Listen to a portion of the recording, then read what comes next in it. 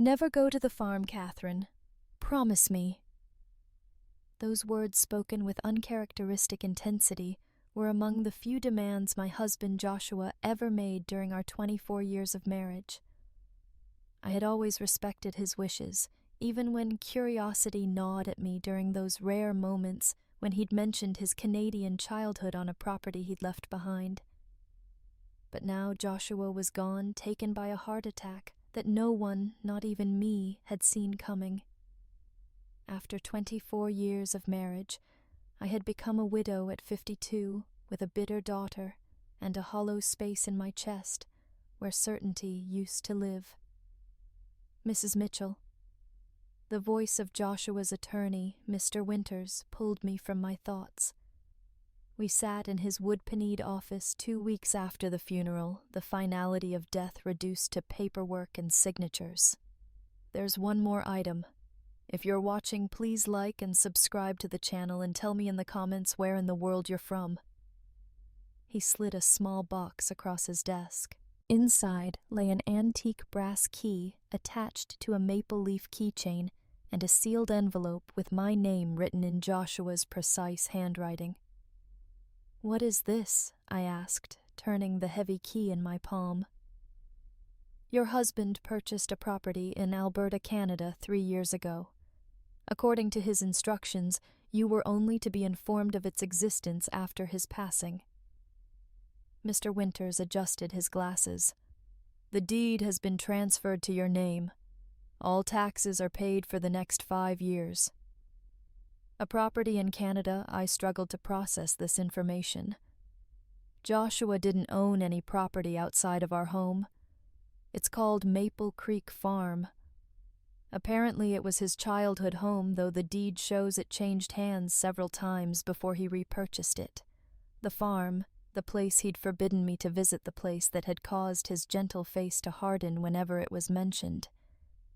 Mrs. Mitchell, there's something else you should know." Mr. Winters lowered his voice. "The property has become quite valuable recently. There have already been inquiries about its availability." "Valuable?" "It's a farm." "Yes. But according to my information, significant oil deposits were discovered in the region about 18 months ago. Your husband declined multiple offers from energy companies." My head spun with questions. Joshua had never mentioned oil money or any property purchase. We'd lived comfortably on his engineering salary and my income as a high school English teacher, but we were hardly wealthy. How had he afforded to buy a farm, and why keep it secret from me?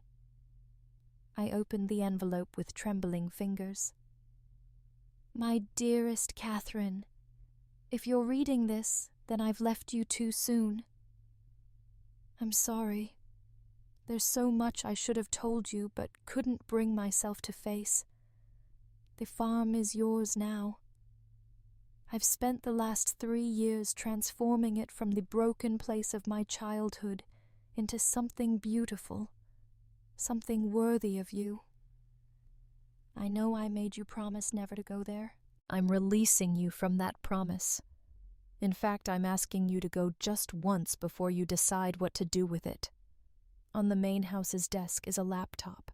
The password is the date we met, followed by your maiden name. I love you, Kat, more than you'll ever know. Joshua."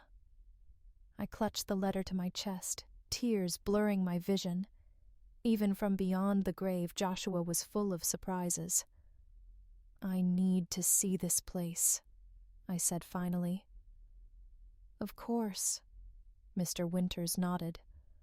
"But I should warn you, Joshua's family in Canada has contested the will. His brothers claim he was not mentally competent when he repurchased the family property. That's ridiculous. Joshua was the most rational person I've ever known. Nevertheless, they filed legal objections. Given the property's newfound value, it might get complicated."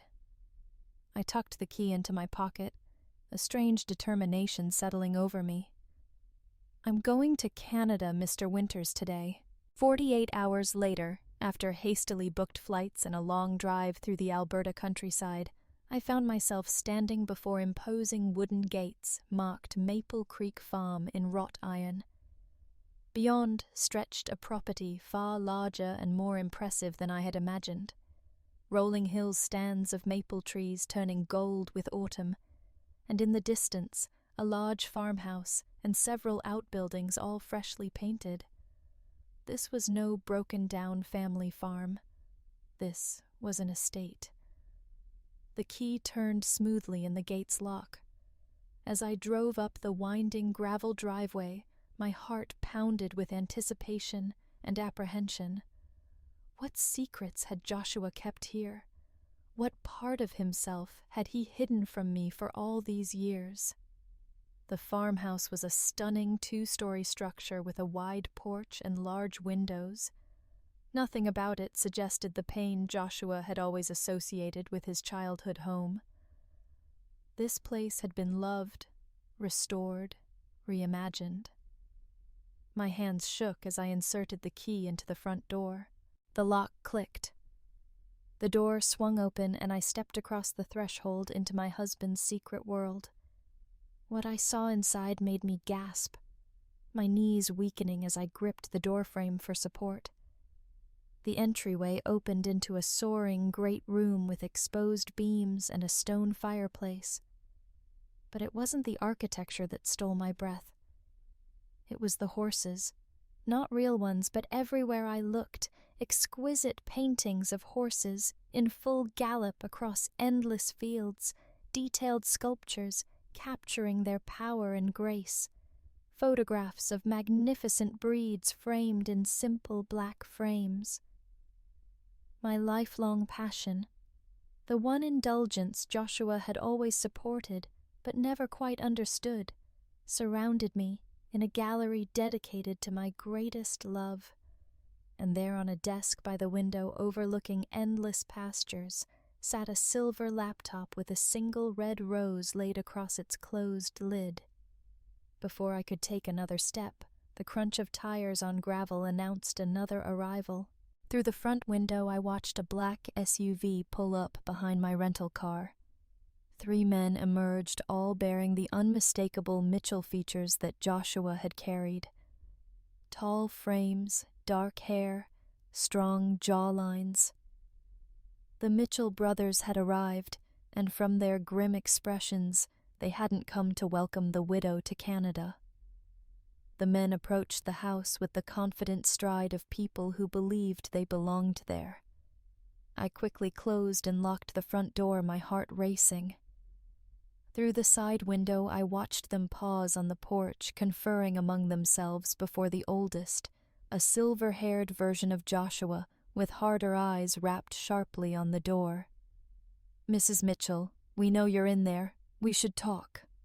His voice carried the same Canadian accent that had softened Joshua's speech when he was tired or upset. I remained silent, backing away from the door. Joshua's warning about his family had always been vague but emphatic. Now faced with their unexpected arrival, instinct told me to be cautious. The knocking came again, more insistent. "Catherine, I'm Robert Mitchell Joshua's older brother. These are our brothers Alan and David. We're here about the farm." Of course they were. They weren't here about Joshua, or to meet the wife their brother had loved for 24 years. They were here about the suddenly valuable property. I glanced at the laptop on the desk. Whatever answers I needed might be there, not with the strangers on the porch. Ignoring the increasingly aggressive knocking, I moved to the desk, opened the computer, and entered the password Z05151998 Mitchell. The screen came to life, immediately opening to a folder labeled for Catherine. Inside were hundreds of video files, each named with a date starting from 2 weeks ago, the day after his funeral, and extending a full year into the future. With trembling fingers, I clicked the first one. Joshua's face filled the screen, not the thin, pale version from his final months, but healthy, vibrant, clearly recorded some time ago. He smiled directly into the camera, that crooked grin that had always made my heart skip. "Hello, Cat. If you're watching this, then I'm gone, and you've come to the farm despite my years of making you promise not to." He chuckled softly. "I should have known you wouldn't be able to resist, especially after Winters told you about it." A lump formed in my throat. Even now, he knew me so well. I've made a video for every day of your first year without me. 1 year of me keeping you company while you grieve. 1 year of explaining everything I should have told you while I was alive. He looked down briefly, then back at the camera with determination. Starting with why I bought back the farm, I swore I'd never set foot on again. The knocking outside had stopped. Through the window, I could see the men returning to their vehicle, retrieving documents, conferring with stern expressions. Joshua continued. 3 years ago, I was diagnosed with hypertrophic cardiomyopathy, a heart condition I inherited from my father. The doctors gave me 2 to 5 years. I chose not to tell you or Jenna. I didn't want pity, and I didn't want our final years overshadowed by death. His eyes softened. I wanted to live fully with you until the end, not slowly die in front of you. Shock and anger surged through me. He'd hidden his diagnosis, made medical decisions without me, denied me the chance to prepare to cherish our final moments knowingly. "I know you're angry right now," he said, as if reading my thoughts. "You have every right to be. But I hope you'll understand that I made this choice out of love, not deception." The men outside were making phone calls now, pacing the gravel drive with the frustrated energy of thwarted entitlement. When I got my diagnosis, I decided to use whatever time I had left to create something meaningful for you. You always loved horses, always talked about having land someday where you could raise them. So I found the last place anyone would expect me to go, the farm I'd fled at 18, vowing never to return. He leaned closer to the camera. "What my brothers don't know is that I legally bought the farm from our father before he died. The old man was broke after years of failed schemes drinking away the family money. He sold it to me for a fraction of its worth, desperate for cash, swearing me to secrecy from my brothers, who still thought they would inherit it someday. This explained the legal challenge. They believed they had rights to property that Joshua had legitimately purchased. The farm was in ruins when I bought it, Cat, just like when I was a kid. But this time I had the resources to transform it. Every business trip in the last 3 years I was here overseeing renovations, building something for you." Outside, the brothers had approached the door again. This time the oldest, Robert, held a document against the window for me to see, a court order of some kind. "My brothers will come for it," Joshua continued in the video, his expression hardening. "They never wanted the farm until last year when oil was discovered in the region. Suddenly the worthless property they'd mocked me for buying was valuable. They'll try everything to take it from you." One of the brothers was on the phone again, his expression triumphant as he ended the call. "In the bottom drawer of this desk is a blue folder with every legal document you need. The farm is unquestionably yours. I made sure of it." Joshua's face softened again. "But Cat, whether you keep it or sell it is entirely your choice. I built this place for you, filled it with beauty for you, but I don't want it to become a burden." A vehicle was coming up the driveway, a police cruiser with Royal Canadian mounted police markings. The brothers watched its approach with satisfied expressions. "One last thing," Joshua said.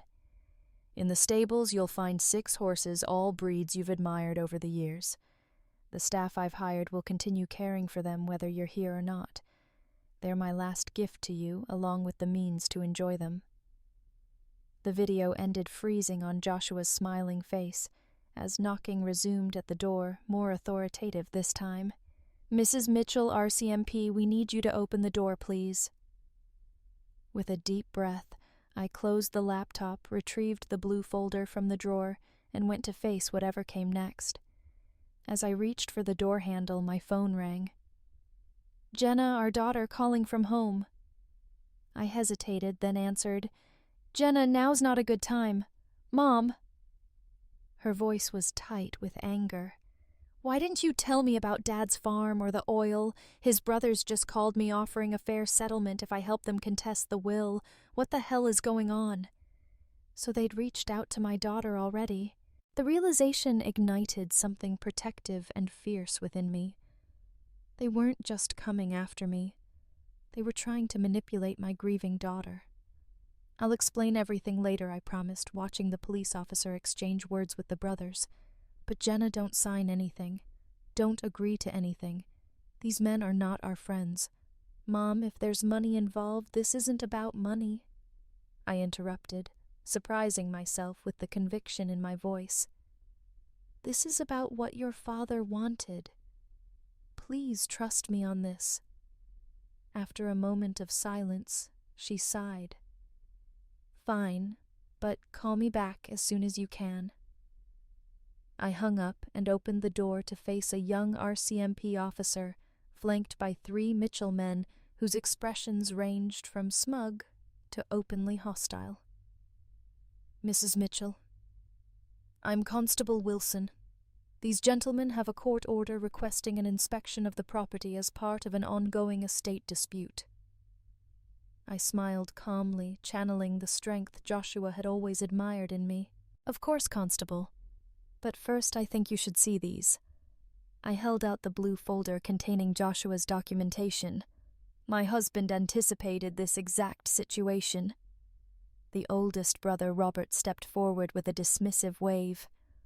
Family property disputes are complicated, Constable.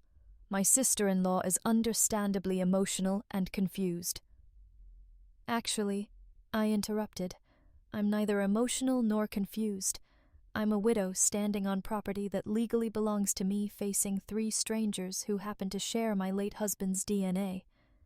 I turned to the officer. And I'd appreciate if you'd review these documents before allowing anyone onto my property. The constable took the folder, his expression neutral as he began examining the contents.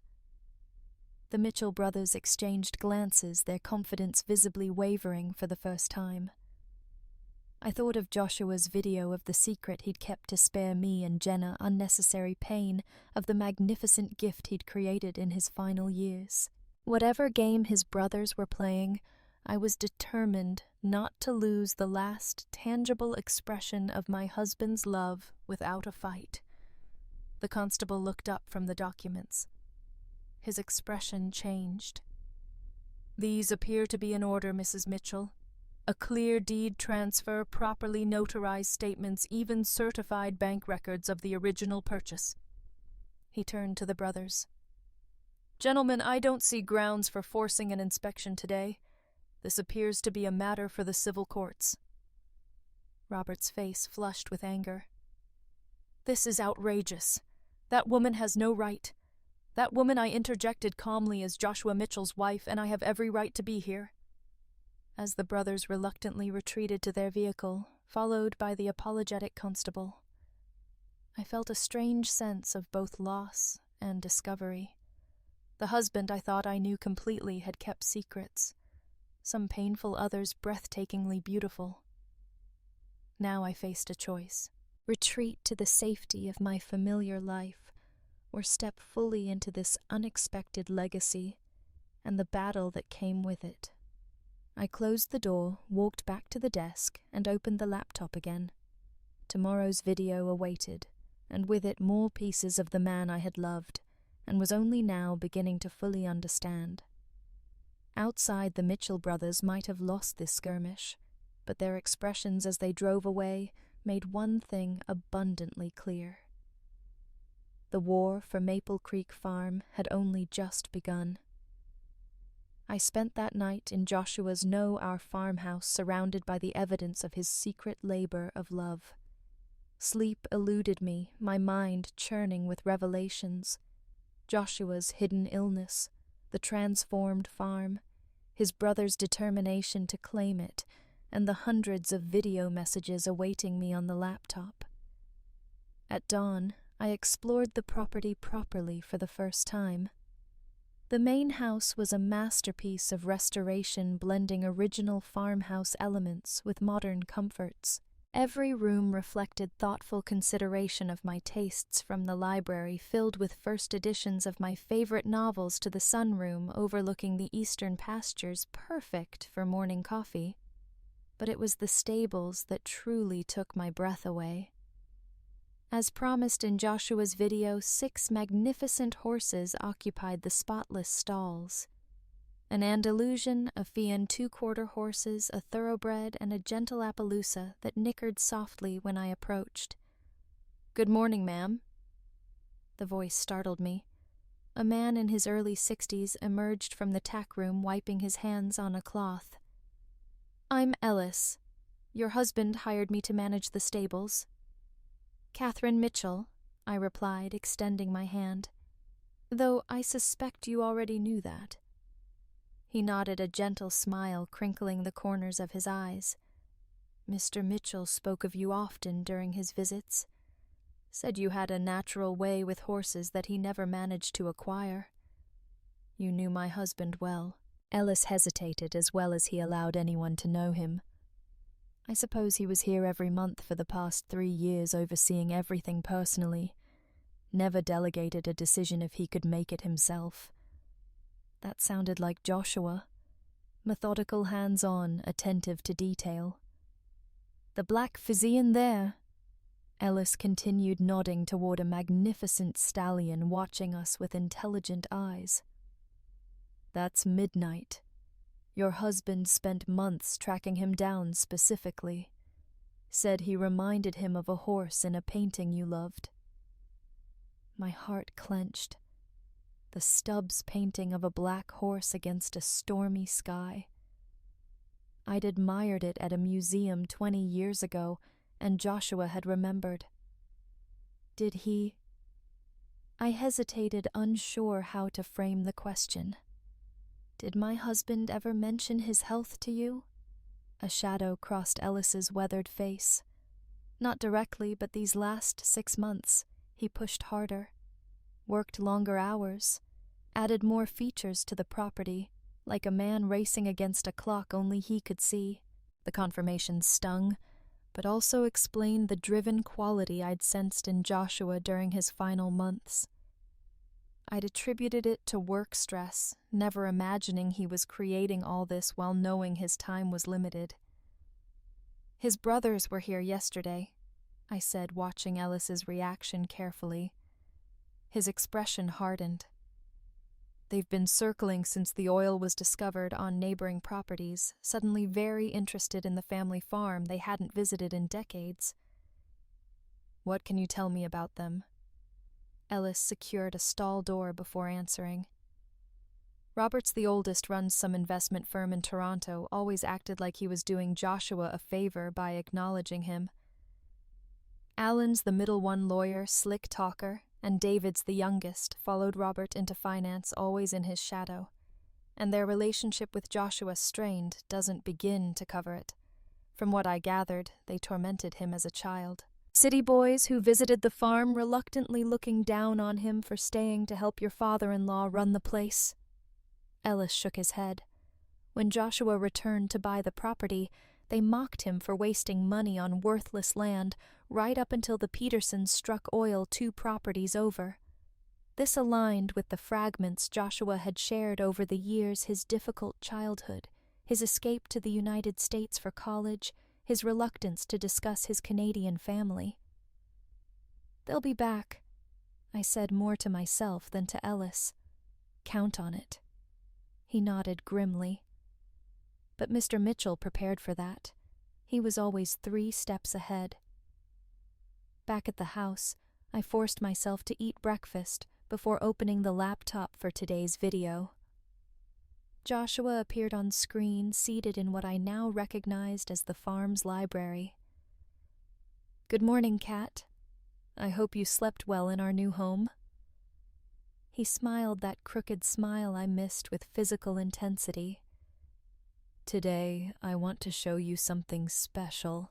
The camera moved as he carried it through the house down a hallway I hadn't explored, stopping at a locked door. "This room is for you alone. The key is in the top drawer of the bedside table, the antique silver one with the horse engraving." I paused. The video went to the master bedroom and found the key exactly where he described. Retracing Joshua's path from the video, I located the door unassuming, situated at the end of the east wing. The key turned smoothly in the lock. I pushed the door open and gasped. A fully equipped art studio filled the large corner room, bathed in perfect northern light from floor to ceiling windows. Easels, canvases, paints, brushes, everything a painter could desire, arranged with loving precision. I hadn't painted in 20 years. After college, I'd set aside my artistic aspirations to teach to help support us, while Joshua built his engineering career to raise Jenna. Over the years, someday had become a distant dream, then eventually a bittersweet memory of a path not taken. The video continued, Joshua's voice pulling me back to the laptop I'd carried with me. "You gave up so much for us, Kat. Your painting was the first sacrifice. Though you never complained, I always promised myself I'd give it back to you someday." Tears blurred my vision as I surveyed the studio. The professional-grade supplies, the inspiration books stacked neatly on shelves, the north-facing windows that would provide perfect, consistent light. "There's one more thing," Joshua continued. "Check the cabinet below the window seat." I crossed to the cushioned window seat that overlooked the eastern pasture, now golden in the morning light. Below it, built into the wall, was